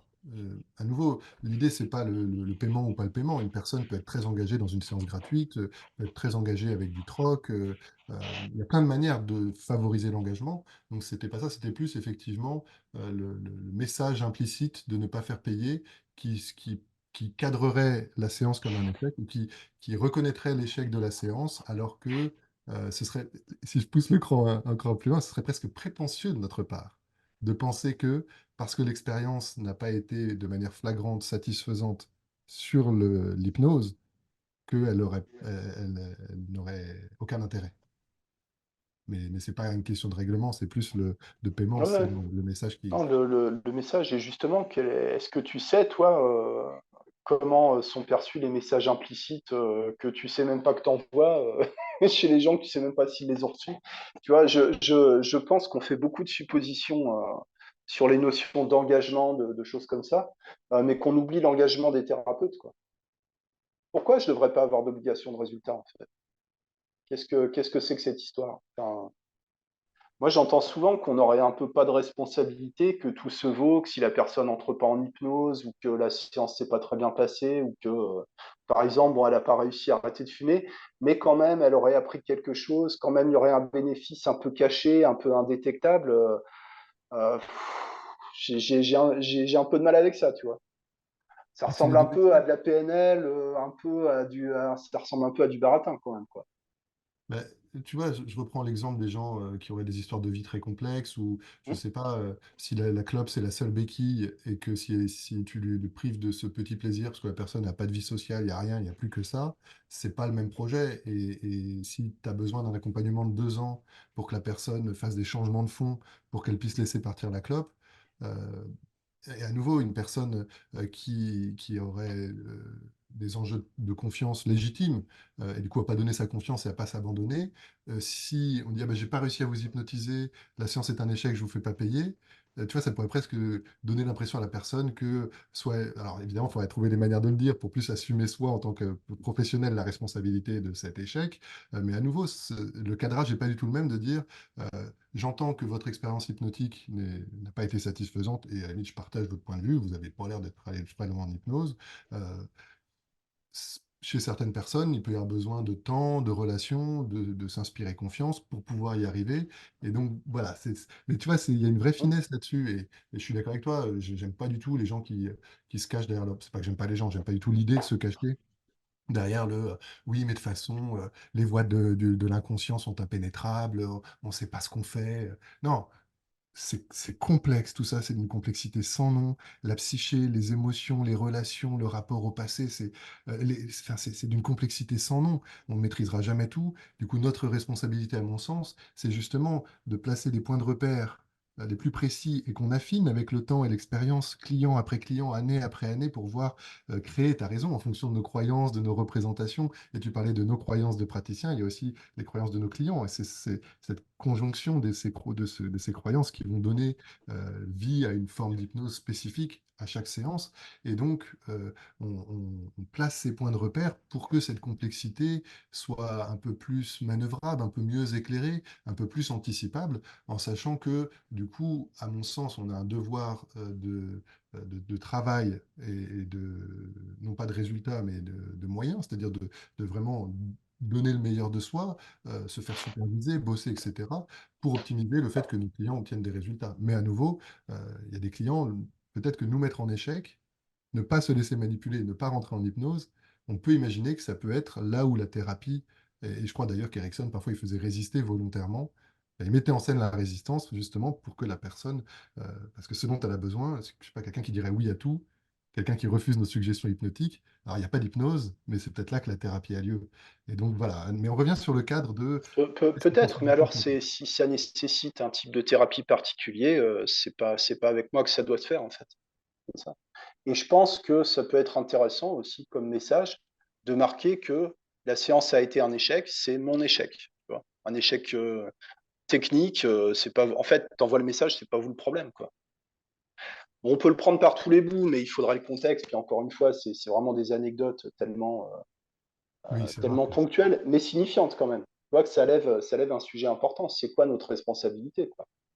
À quel moment on considère que l'outil hypnose, c'est un outil dans un cadre thérapeutique, ou est-ce qu'il se suffit à lui-même? Et moi, je suis dans ce schéma-là, quoi. L'hypnose se suffit à elle-même dans mon cadre, parce que je fais que de l'hypnose. Donc, s'il n'y a pas d'hypnose, il n'y a pas de cadre, il n'y a rien, quoi. Voilà. Bah, en tout Et cas, ouais. c'est aussi une voie assez glissante pour moi, parce que est-ce que, euh, est-ce que ma pratique doit s'élargir au-delà de l'hypnose, tu vois? Et puis, on parle d'hypnose, mais on parle de quelle hypnose? De quelle hypnose on parle? Est-ce qu'on parle de l'hypnose des centres de formation, où il y en a deux, trois qui tiennent le haut du pavé, mais qui ne sont pas représentatifs de ce qui se fait en réalité? Est-ce qu'on parle de magie? Est-ce qu'on parle de médecine? Est-ce qu'on parle de bien-être? L'hypnose, est-ce qu'on parle de transe neurologique? Est-ce qu'on parle d'éveil spirituel? De mysticisme? Tu sais, moi j'étais plus mystique avant de faire de l'hypnose Ah ouais? parce que je suis dans un courant d'hypnose qui est un peu parallèle au tien, tu vois. On est un peu on fréquente les mêmes personnes, tu vois. On se documente un peu aux mêmes sources, globalement. Là, c'est une vision très rationaliste, mais est-ce qu'on a raison d'aller dans cette direction-là? Est-ce que vraiment on peut rationaliser l'expérience hypnotique? Est-ce qu'on peut rationaliser, stratégiser l'hypnose? Enfin, je sais pas, tu vois. Ouais, pour moi, Et la complexité, elle est sans limite, en fait, le sujet du cadre. Tu vois. et tu vois, j'ai cette anecdote, je crois que c'était un militaire américain à la radio qui disait, quand vous allez sur le terrain, votre stratégie, elle est toujours fausse. Parce qu'il y a des Ouais, détails, il y a ouais, la vie que tu peux pas maîtriser. Par contre, c'est le fait d'avoir anticipé une stratégie qui fait que quand tu es sur le terrain, bah, tu peux réagir de manière bien plus efficace. Et Bob Burns, c'est grâce à son travail, il dit parce que vous êtes professionnel, vous êtes scripté. Et mmh, du coup, moi, ma première séance, mon début de deuxième séance, ma dernière séance, elles sont scriptées. Le but, c'est pas que scriptée, c'est euh, enfin, à la virgule près, je répète les mêmes choses l'immense majorité du temps. Le but, c'est pas que tout le monde suive exactement les rails que je leur propose, c'est que mes rails soient tellement maîtrisés que quand quelqu'un en sort ou a besoin d'en sortir ou qu'autre chose se passe, bah, du coup, je suis beaucoup plus équipé, j'ai des points de repère pour pouvoir le voir. Si je me laisse porter par le flow, bah, finalement, tu te laisses porter, mais tu sais pas trop où tu vas non plus. Et l'idée, c'est pas de se dire je sais exactement où je vais, c'est de se dire j'ai des chemins que j'ai déjà cheminés, dont je sais à peu près les possibilités, qui me permettent d'être encore plus disponible à l'unicité, au côté unique de la personne que j'ai en face de moi et de la danse qui va se créer, de l'alchimie unique qui va se créer dans la relation. Euh, du coup, voilà, je sais pas trop où je vais avec ça, mais euh, le j'espère aussi. fait d'être plus ou moins structuré, Ah d'avoir pas oui, seulement des routines, mais des repères, d'avoir des habitudes, d'avoir des automatismes professionnels aussi. Je pense que les gens s'attendent à quelqu'un qui sait à peu près ce qu'il fait normalement, ne serait-ce que pour la un confiance minimum. que ça donne, la confiance que ça donne. Je sais pas, on allait voir un médecin hier pour mon fils et il était très flottant en disant, bon, bah, je sais pas trop, mais c'est pour vous rassurer, on va faire des examens. Me raconte pas ça. Dis-moi, on fait les examens, tu me donnes confiance, t'as pas besoin de m'expliquer tes états d'âme. J'ai une cliente un jour qui m'a dit, écoutez, moi, vos états d'âme, ça m'intéresse pas. Parce que j'étais en train d'exposer le fait que je pouvais avoir des doutes sur la stratégie. Moi, je le faisais en pensant que c'était une manière justement d'être souple et d'autonomiser l'autre. Mais elle m'a dit, moi, c'est pas ce dont j'ai besoin. Et c'est cool que nos clients puissent parfois nous dire, hier la honte, un ado qui me fait, excusez-moi, là, j'ai besoin que ce soit plus silencieux. C'est vrai, tais-toi. Le silence pour l'hypnose, c'est magnifique. Et moi, je suis assez agnostique pour le coup. C'est-à-dire, je considère qu'il y a plein de choses que je ne sais pas. Probablement qu'il y a des sphères spirituelles, énergétiques qui nous dépassent. Il y a des micro-ondes, il y a des infrarouges, des ultraviolets. Il y a plein de choses qu'on ne perçoit pas avec nos sens, mais qui sont là. Et donc, j'ai l'impression, en tout cas, je crois qu'on partage un peu ça. Je ne savais pas que tu avais ce passé, en tout cas, un peu mystique ou euh, euh, moins rationnel, matérialiste. J'ai l'impression en tout cas, c'est plutôt sain de pratiquer une hypnose assez méthodique, scientifique, le mot est fort, mais en tout cas organisée, quelque chose de presque de volontaire, de stratégique, dans la perspective de s'ouvrir à des choses qui nous dépassent. Et s'il y a de la divinité qui vient nous rendre visite dans l'hypnose, s'il y a, je sais pas, des expériences profondément mystiques, pour moi, c'est aussi la logique. Ces expériences de transcendance, c'est pas des expériences raisonnables, c'est des expériences ressenties, des expériences émotionnelles. Et l'hypnose est un état propice justement à cette ouverture, je crois. C'est là que c'est vite fait de tout mélanger et de se perdre complètement. Et je te remercie de préciser parce qu'effectivement, j'ai peut-être l'air de dire que mais non, mais il faut tout faire à l'intuition, il faut pas de script, pas de stratégie. Mais non, non, moi, comme c'est peut-être que je parle parce qu'à un moment, tu réorientes, tu réinterroges en permanence ta pratique. Je pense qu'à un moment, tu as accumulé trop de trucs, tu vides un peu les placards, tu allèges un peu la pratique, mais il n'est pas question d'aborder la pratique de l'hypnotisme sans formation, sans avoir conscience des enjeux et d'avoir au minimum des rudiments sur ce qui a été étudié au niveau des précautions, d'éventuelles contre-indications, des risques, des dangers, des limites de ce qu'on fait, hein. Ouais. Donc la structure de l'apprentissage de l'hypnose est très importante. Et l'intuition qu'on développe, elle est basée sur des apprentissages, sur des automatismes, sur des expériences, quoi. Je Après, pense je ne que c'est crois pas que ce soit l'objet des gens qui me consultent d'être dans une quête spirituelle. En tout cas, c'est pas pour ça qu'ils viennent chez moi. Ils viennent parce rarement. qu'ils ont des angoisses, parce qu'ils en peuvent plus, ils ont besoin que ça s'arrête tout de suite. Et l'hypnose profonde, ultra silencieuse, apparaît comme un narcotique, en fait, d'une certaine manière. J'ai une micro-urgence, Manu. Du coup, Mhm. je dois te laisser quelques instants. Il faut que je descende la Bah, nourriture à Manu, mon fils. je vais raconter des trucs. Du coup, soit tu racontes des trucs, soit tu en Ouais, profites pour faire une petite pause. Et bah, je te rejoins dans 3 minutes et puis on se préparera à se rapprocher de la fin de l'enregistrement. eh ben, ça marche. Bah, À tout de j'y suite. vais, vas-y. Gère ton urgence. Bon, bah, Ouais. merci, J'ai tout fait merci ça, les hein. gens. Ouais, non, t'inquiète, t'inquiète. Vas-y, j'ai À tout de suite. l'habitude. Ouais, je parle tout seul. Et ouais, Adrien qui vient d'avoir un enfant tout neuf. Ça, c'est des choses, ça change tout, hein, ça change tout dans la vie. Mais c'est important quand tu fais de l'hypnose, de te rappeler qu'il y a une vie en dehors de ton cabinet, des réseaux sociaux, de tout ça, qu'autour de toi, tu as des vrais gens que l'hypnose ne s'intéresse pas forcément. Et il faut se rappeler aussi que les personnes qu'on reçoit dans nos cabinets d'hypnothérapeutes ne sont pas des passionnés d'hypnose ou de psychologie ou de PNL. Ce sont des gens qui ont des problèmes, qui souffrent, donc qui ont besoin d'une oreille attentive, qui ont besoin qu'on les écoute.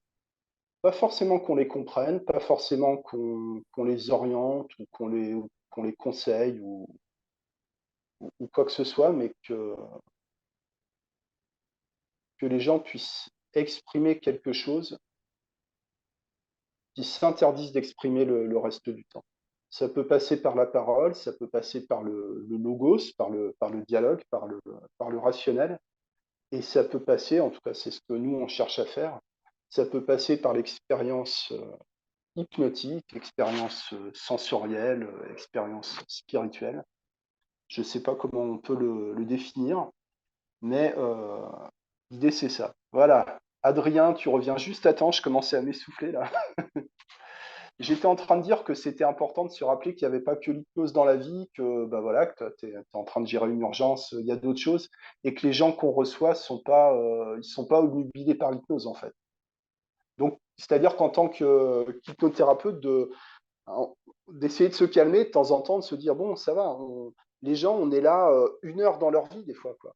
1 heure, 3 fois, 4 fois, 10 fois 1 heure sur toute une vie, on n'est pas si important que ça pour eux. Ce qu'on fait est important dans le contexte. Ça me paraît fondamental et l'outil peut être important. Parfois, il peut changer la vie. En tant qu'outil, les gens s'approprient l'auto-hypnose et c'est génial et ça devient une- un champ de vie que s'approprient nos clients. Et parfois, ils sont contre-fiches. Eux, ce qui les intéresse, c'est d'aller mieux, trouver un chemin pour avancer. Et puis après, tu parlais d'être une ombre dans la vie de nos clients. Ouais. C'est voilà, moi, c'est vrai que notre première cliente, elle voulait tomber enceinte.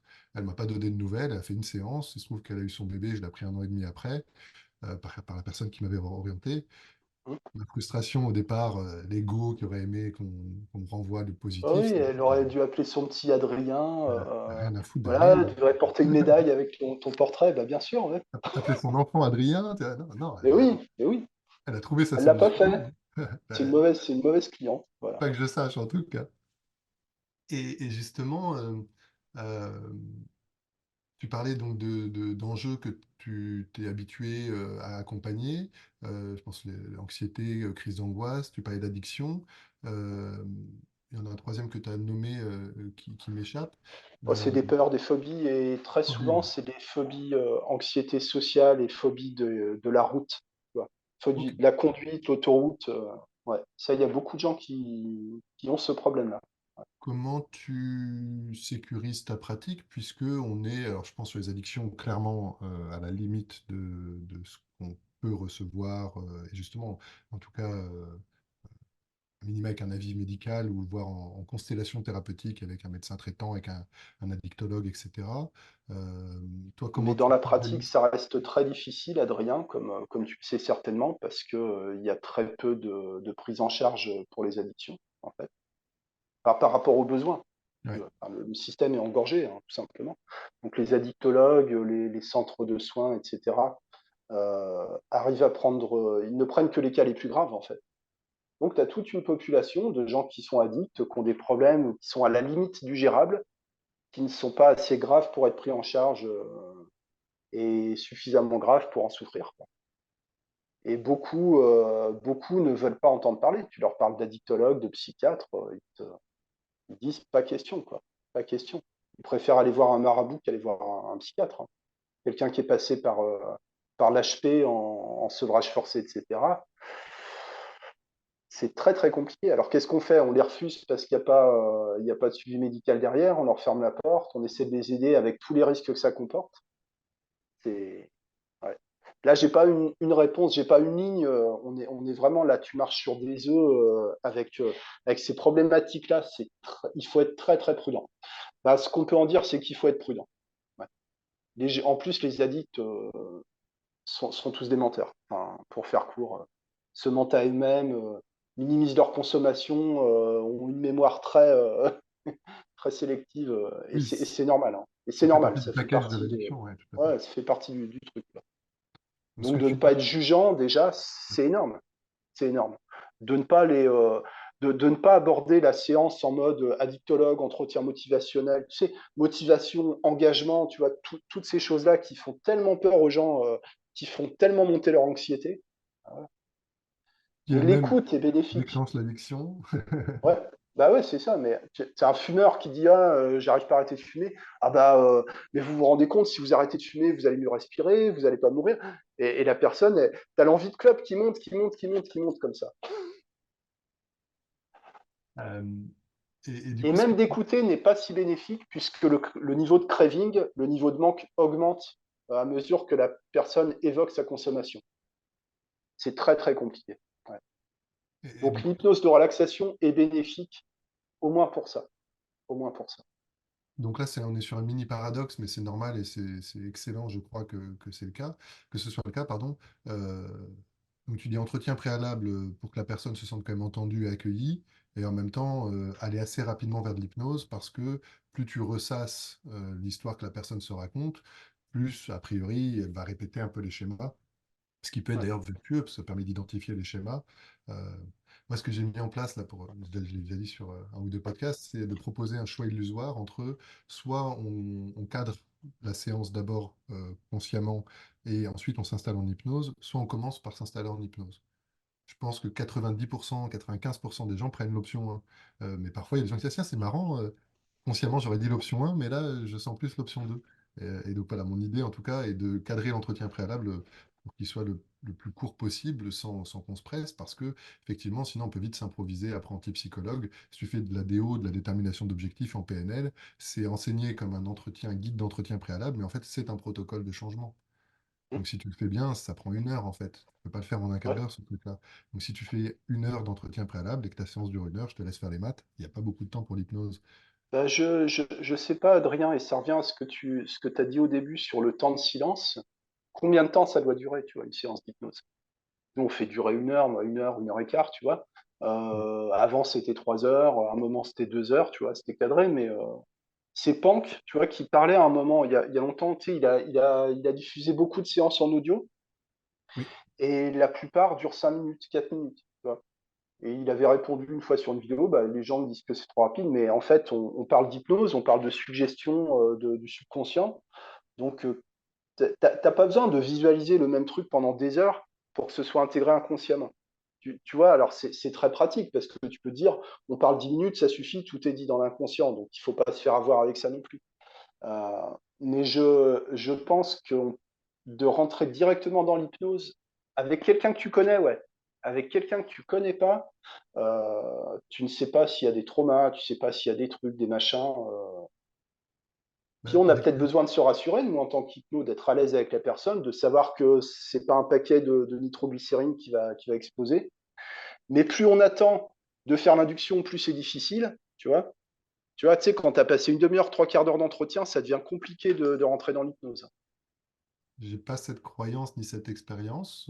Ouais, En revanche, c'est vrai que j'ai un peu par contre la croyance que on peut aller assez vite vers l'hypnose, même avec assez peu d'informations. Aussi parce que même si la personne, c'est un paquet de nitroglycérine prête à exploser, elle le sait un peu consciemment et en tout cas inconsciemment. Et j'ai l'impression que les gens, ils vont se lâcher un peu à hauteur de ce qu'ils peuvent s'autoriser à se lâcher en fonction de ce ouais. qu'ils sentent chez la personne. Et ma Ça croyance, explose pas tant que ça en séance, en fait. franchement, et quand ça explose, c'est que les gens sont dans une forme de Bah, confiance en eux. c'était programmé. Et même, c'est que enfin, les gens, ils explosent pas physiquement. Non, non, non, ils explosent pas physiquement. Tentation, Oui. non, et puis il peut y avoir des trucs dangereux, il faut faire gaffe où on met les pieds. Je pense que de toute Ouais. façon, si tu as des enjeux psychopathologiques importants, il y a quand même des warnings, des signaux qui nous mettent sur le chemin d'être plutôt précautionneux.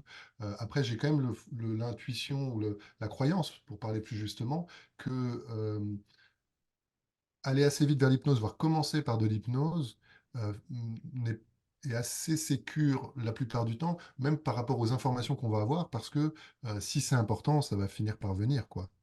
Donc, bah, tu mets la personne en hypnose, et puis ce qu'elle t'aurait dit dans l'entretien préalable, elle va probablement te le dire soit dans l'hypnose, soit le dire différemment, mais j'ai quand même plutôt la conviction que les éléments importants vont émerger, et ça va être à nouveau une articulation entre la confiance que tu as toi en tant que praticien, ce que tu dégages. Moi, je suis plutôt serein dans le fait d'aller directement dans l'hypnose, mais je l'offre comme un choix, je ne l'impose pas, et comment la personne va se sentir par rapport à cette possibilité-là.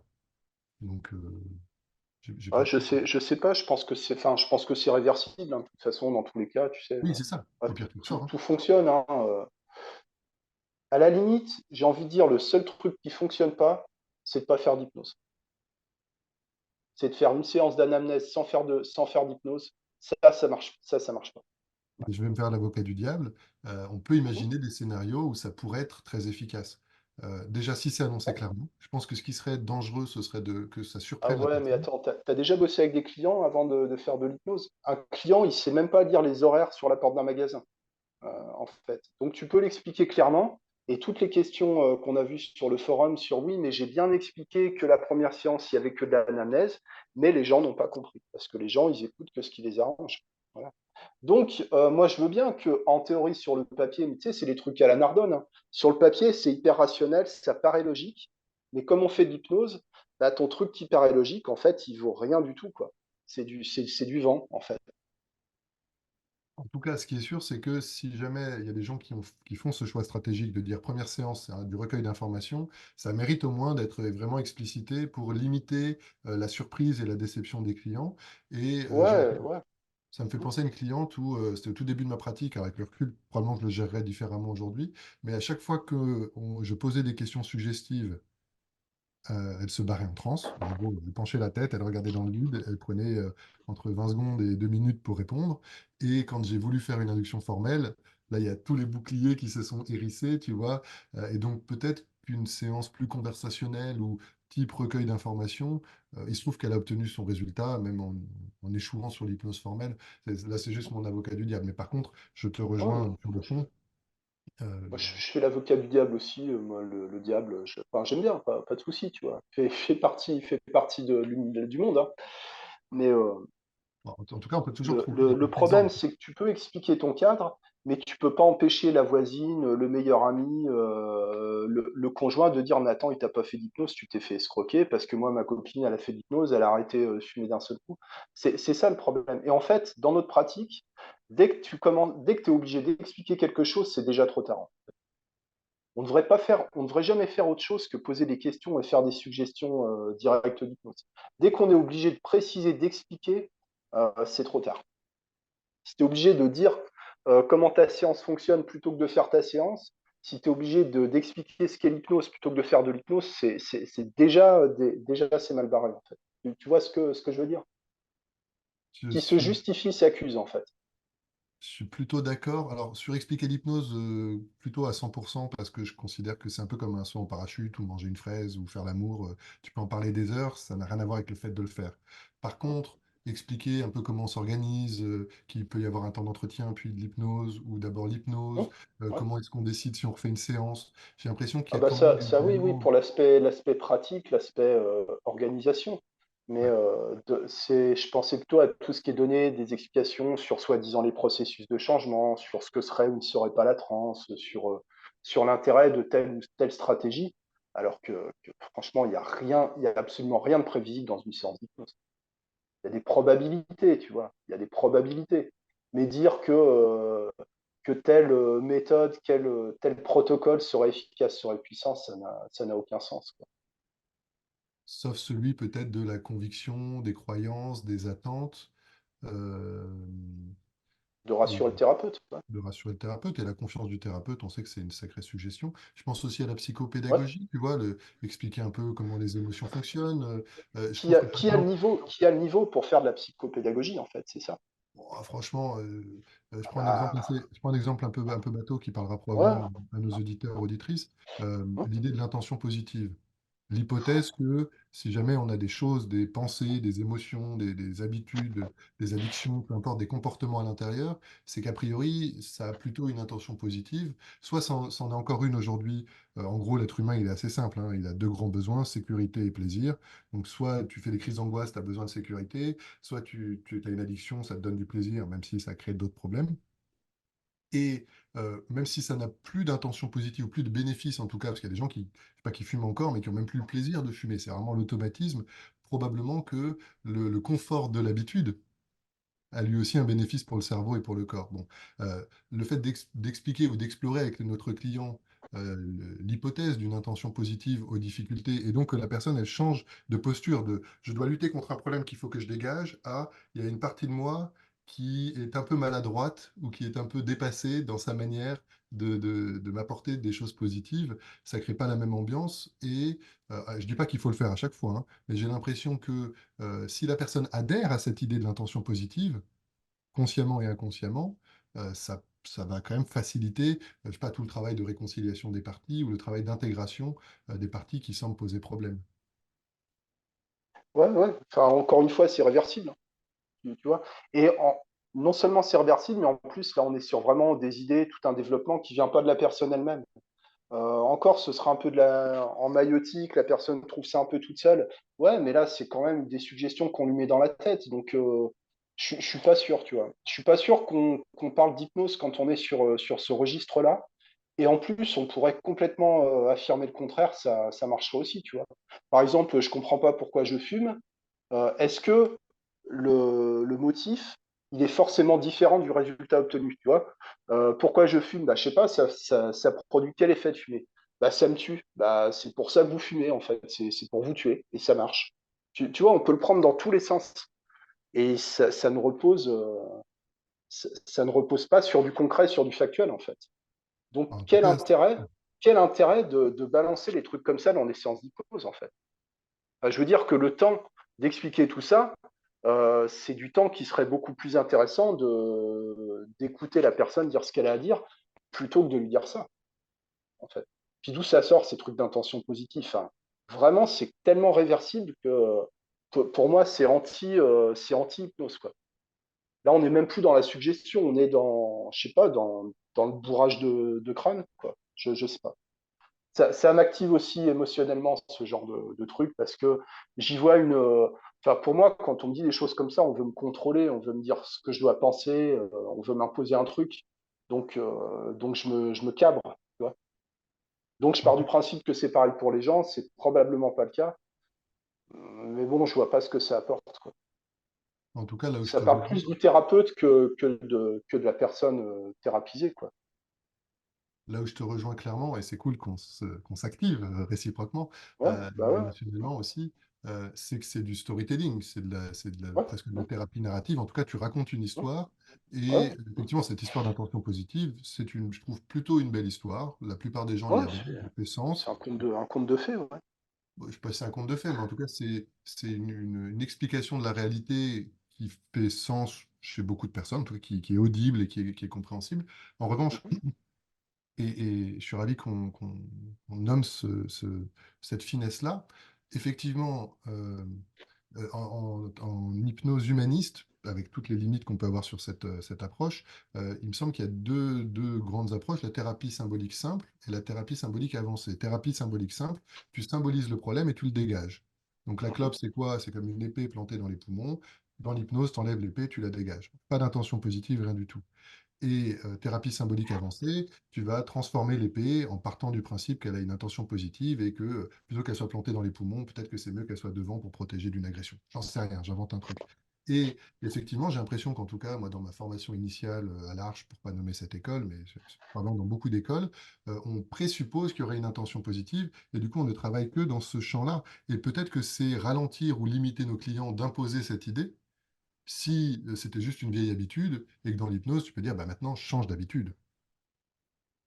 Ouais, je sais pas, mais tu vois, tu parles d'hypnose humaniste. Alors, thérapie symbolique simple, c'est les sous-modalités, c'est ce qu'on appelle aujourd'hui le clean language, tu vois, ni plus ni moins.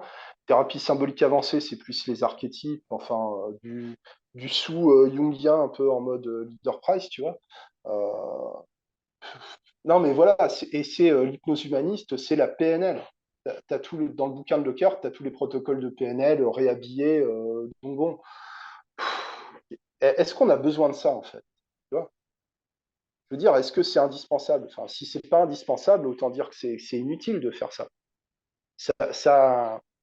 Ça sert à quoi de faire de l'hypnose si on s'appuie plus sur ce genre de storytelling que sur la trance elle-même?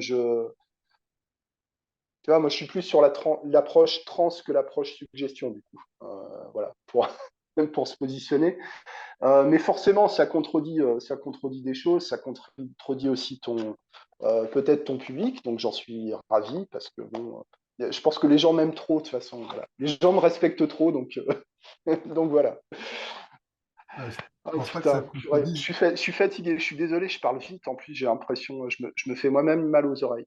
Non, mais la question des structures du thérapeute, moi j'invite les gens à écouter, par exemple, Christophe Dufour Ouais, qui travaille beaucoup sur le clean language, tu vois, qui est psychiatre, donc c'est intéressant, tu vois, ce regard-là. Des gens comme Franck Mayat, Thierry Fesselier aussi, voilà. qui travaillent sur la non-suggestion, tu vois. J'ai plus cette sensibilité-là. C'est étonnant que tu nommes ces personnes-là, puisque c'est trois personnes qui sont censées venir participer au jeu, entre guillemets, ou à la danse qu'on a dansé aujourd'hui ensemble. On est censé organiser Parfait, des parfait. interviews. Bah, Et, le et des- but, c'est quand même de trouver ce qui est commun entre toutes nos approches, hein. C'est pas parce que les différences, on va en trouver tout le temps, tout le temps. Mais qu'est-ce qui est commun? Et je crois avec ces gens-là qu'on a cités, c'est l'approche centrée sur la personne. C'est Carl Rogers, c'est l'écoute, c'est ça en fait. Excellent. On se rapproche de la fin de notre entretien. Est-ce que, déjà, merci beaucoup pour le temps que tu nous as accordé. Je suis ravi aussi que, et c'est un de mes objectifs quand je t'invite. C'est pas que tu dises des choses, on s'en fout, moi. D'ailleurs, je suis même pas sûr vraiment de ce que je pense. Je crois plutôt d'accord avec l'idée générale. C'est contextuel ce qu'on pense, Adrien. Si on a la même discussion dans un an, ce sera très différent, C'est je pense. inquiétant, ouais, bien sûr. J'espère, Euh, j'espère.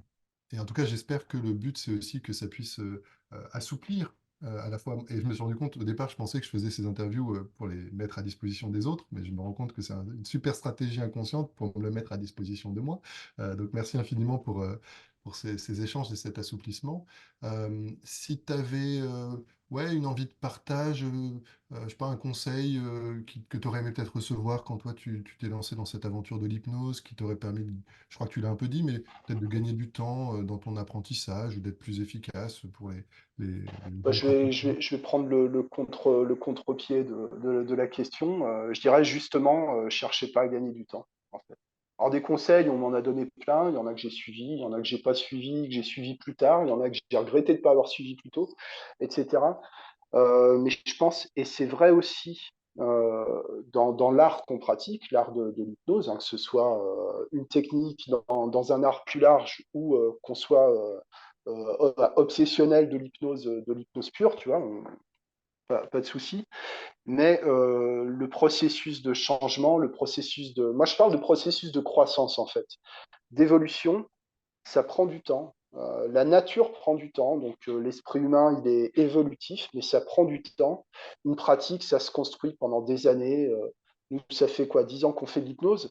Bah, tu vois, on est encore en pleine confusion, en pleine imprécision. On a des repères, on a des certitudes, mais je trouve que plus on avance, plus les certitudes elles deviennent fragiles et plus on rentre dans un truc où y a rien de permanent, d'éternel dans la vision qu'on peut avoir de l'humain et des choses, quoi.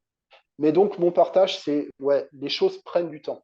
Si aujourd'hui, tu es désorienté dans ta pratique de l'hypnose, tu sais pas où aller parce que tu as l'impression d'avoir fait le tour ou que tu viens d'arriver et tu sais pas où tu en es, bah, peut-être des fois d'aller voir en dehors de l'hypnose ce qui se passe, à côté de chez toi, en bas de chez toi, rencontrer les gens, et puis surtout parler avec des gens où on n'a pas tout en commun, quoi. Tu vois, comme ce qu'on fait. On est un peu d'accord, donc il y a un minimum pour qu'on se comprenne, mais on n'est pas d'accord sur tout. Donc moi, derrière, je peux réfléchir, je peux passer la journée à me taper la tête contre le mur, mais pourquoi il m'a dit ça, mais pourquoi j'ai dit ça, en fait, je pensais autre chose. Bon, voilà. 100 fois sur le métier, remets ton ouvrage. Donc, tranquillité sur ces processus Ouais. d'apprentissage, d'acquisition, de développement de la compétence, et que, bah, voilà, quand même après 10 13 ans, 15 ans d'exploration, effectivement, il y a l'effet Dunning-Kruger, quoi. Au départ, Bon. tu surestimes tes compétences, Ah puis ouais, ouais, ouais. plus tu avances, plus tu te rends compte que finalement, on ne connaît pas grand-chose, quoi. Ah, mais t'as 2 ans d'expérience, t'es le roi de la montagne. Ouais. Ah ouais, quand j'y repense, quand j'y repense, mais ouais, j'ai honte, j'ai honte. Mais c'est bien, tu sais, c'est l'élan vital de la connaissance, de la curiosité, et puis après, tu sais, c'est ça qui te fait surmonter toutes les frustrations, les difficultés de l'activité quand même, hein. Tu sais, on n'est pas. Enfin, je sais que t'es génial, en plus, tu as été à l'Arche et tout, donc tu vois. Mais moi j'ai foiré plein de séances, il y a plein de gens qui me font pas confiance, il y a des gens, il y a même des gens qui me connaissent pas, tu vois. Tu sais, je suis un être humain, en fait, quoi. Et oh, mais j'ai du mal à l'accepter, quoi. Ouais. Donc, je fais mon coming out aujourd'hui. Je suis humain, limité, faillible, irrationnel. Voilà, ouais. Mais il faut l'accepter aussi, ça, les gens. Il faut l'accepter parce que ton client, ta cliente en face de toi, il veut pas parler à une intelligence artificielle. Et le seul avantage qu'on a encore sur les machines, c'est d'être irrationnel, c'est d'être un peu cinglé, tu vois. Et effectivement, nos clients, nos stagiaires nous mettent mécaniquement sur un piédestal. Et j'ai l'impression qu'il est fondamental d'assumer et presque d'afficher notre vulnérabilité, notre faillibilité, comme une manière aussi d'autoriser bah, nos stagiaires ou nos clients à justement être des êtres humains faillibles. Et c'est vrai que après, c'est une question de dosage, hein. Si tu n'arrêtes pas de te remettre Oui, en bah cause oui. ou d'être hyper Non, non. fragile en séance, c'est problématique. Mais pouvoir montrer que parfois on échoue et que ça va, qu'on peut nommer les échecs ou nommer les erreurs ou nommer les projections qu'on a pu faire, c'est aussi une ouverture qu'on offre à nos clients qui est fondamentale au-delà de la technique suggestive et de l'état d'hypnose. Et là, on revient à une posture presque relationnelle d'être humain à être humain, quoi, au-delà de la technique. Mais est-ce qu'il y a autre chose, Adrien? Est-ce qu'il y a autre chose? Alors, il suffit pas d'être un être humain et d'exister pour avoir une présence thérapeutique ou aidante. Mais est-ce qu'il y a autre chose que l'humanité dans notre pratique, en fait? Est-ce qu'on fait pas autre chose que qu'enlever des couches d'oignons pour arriver à un espèce de noyau pur d'écoute et de présence, quoi? Bah, tu avais l'air de dire que oui, qu'il y avait de la technique addictive, qu'il y avait du fractionnement, qu'il y avait de... Ouais, la technique est importante quand même. La technique est importante. La manière de mener les entretiens est importante. Ouais, Mais peut-être que cette technique ouais. aide à développer de l'humanité, de la présence, et c'est pas quelque chose, je suis pas sûr, peut-être avec des entraînements méditatifs ou beaucoup d'intention, peut-être qu'on peut s'entraîner à la présence. J'ai l'impression que la présence humaine, la présence thérapeutique, c'est presque quelque chose qui vient comment dire, comme un bénéfice secondaire, c'est pas quelque chose qu'on peut travailler directement, mais c'est en travaillant sur plein d'autres aspects que ça se développe. Un peu comme moi, je sais que quand j'étais ado, j'étais timide pour la séduction et tout. Et à l'époque, j'ai dû apprendre à séduire, les bouquins The Game et tout ça. Et d'expérience, je me suis rendu compte que finalement, les techniques de séduction, c'est plus quelque chose qui te donne de la confiance à toi pour oser faire le premier pas d'aller parler à une inconnue dans la rue. Et c'est pas la technique, ce que tu vas dire. En fait, la personne, elle s'en fiche. S'il y a un feeling, même si ce que tu dis est pas terrible, bah, elle va rebondir et il va y avoir une conversation qui va dépasser la technique. Et puis même avec les meilleures techniques du monde, si tu lui plais pas ou qu'elle est pressée ou qu'elle n'a pas envie d'être embêtée, bah, du coup, elle n'ouvre pas la porte et la technique n'a pas marché. Donc c'est vrai que même, je pense, tu vois, les stratégies qu'on nommait les métastructures d'accompagnement, pouvoir faire de la réconciliation des parties, voyager dans le temps et ce genre de choses, ça nous donne aussi beaucoup de confiance et des possibilités de propositions pour venir stimuler l'expérience de l'autre. Mais au fond, tout ça est au service de la richesse un peu intuitive que l'état d'hypnose et la relation thérapeutique permettent à l'autre de redécouvrir chez lui, quoi, ou de réactiver chez lui. Est-ce qu'il y a, on va se dire au revoir dans quelques instants, est-ce qu'il y a un item, une envie de partage, un thème où tu t'es dit, tiens, ça j'aurais aimé qu'on en parle, ça manque, ou on a déjà fait un joli Non, tour de parce que piste je et puis pense qu'on on est déjà dans l'arborescence. Non, je conclurai sur ce que tu viens de dire, c'est l'émergence en fait, quoi. On réunit les conditions d'une situation qui favorise l'émergence. Et ça s'apprend, ça se travaille, ça se construit. l'émergence d'eux. Avec un grand E. Voilà, Magnifique. Écoute, le mot de la fin était génial en soi. Donc, ouais, un parfait. grand merci pour ce partage un peu à bâton rompu. J'espère vivement que ce sera aidant pour les gens qui auront pris le temps de nous écouter. N'hésitez pas, Manu est très dispo. Regardez ses bouquins, regardez, il y a plein de vidéos qui sont disponibles. Donc, pour vous faire une idée de son travail, c'est assez facile de pouvoir en tout cas trouver de la matière. Tu participes assez généreusement sur les groupes. Évidemment, je mettrai le lien vers ton site et autres pour que les gens puissent te retrouver. Et puis, n'hésitez pas à commenter, à nous poser des questions si C'est vous avez ça, des propositions. venez, ouais, venez nous parler, hein. C'est ça qui est difficile, c'est d'inviter les gens à prendre la parole, parce que nous, parler, on fait ça tout le temps, enfin, c'est pas un problème. Mais manifestez-vous, les gens, venez nous dire ce que vous en pensez, vos questions, Ouais, si vous c'est n'êtes pas important, d'accord, et hein. j'espère que l'énergie de cet entretien était suffisamment transparente par rapport à ça. Personne n'a la prétention d'avoir la science infuse. On est Mm. tous de modestes explorateurs. J'aime bien hypnologue, l'idée de faire de la recherche en hypnose. Ouais, Voilà, à chaque fois, à chaque entretien, même dans cet échange, avec chaque client, à chaque formation, on remet sur l'ouvrage effectivement ce ouais. travail, certaines convictions, certaines stratégies qu'on a un peu rodées, mais tout ça est extrêmement vivant. Donc, voilà, j'espère que l'entretien d'aujourd'hui y a contribué. N'hésitez pas évidemment à liker, mettez des pouces, des cœurs, partagez. Enfin voilà, vous connaissez Abonnez-vous, mon envoyez des sous. usage. Voilà, faites de nous des hommes riches et épanouis. Riche et On compte célèbre. sur vous. Non, on est déjà riche. On est déjà riche. On fait de l'hypnose, on a toute la richesse dont on a besoin. En tout cas, c'est vrai que des gens normaux, enfin, on n'est ni des génies, ni des débiles, avec des chemins de vie, voilà, moi je fais une école de commerce, donc il y a des choses un peu, je dirais, un peu normales dans cette Hein. frange de la société à laquelle on appartient, et qu'on soit sensibilisé à ces enjeux-là, que ça fasse partie de nos vies. C'est vrai que au départ, l'hypnose, j'y suis venu plus par la technique, et puis en fait, en apprenant la technique, je me suis rendu compte de l'humanité, et ça m'a beaucoup aidé à moi mieux m'habiter et vraiment aller à la rencontre de ma propre humanité, de mes failles. Et finalement, ce qui était un apprentissage technique au départ s'est révélé un chemin de vie humain, interne et relationnel qui fait que aujourd'hui, on a cette connexion ensemble et on a des collègues, et puis même dans ma vie personnelle. euh, la technique a vraiment été au service de l'humanité, de la vie. Et l'humanité, ça m'embête parce qu'on en a marre des humains. Il y a aussi des animaux, il y a des plantes. Enfin, voilà, au service de la vie. Le Et, vivant, ouais. Ouais, la ouais, vie. et c'est vrai que je trouve une porte d'entrée de connexion au vivant qui est vraiment très chouette. Donc, merci encore d'avoir vécu avec moi ces moments, Manu. Merci à toi, Adrien. À bientôt. Au revoir les gens. Merci pour votre écoute. Et à bientôt.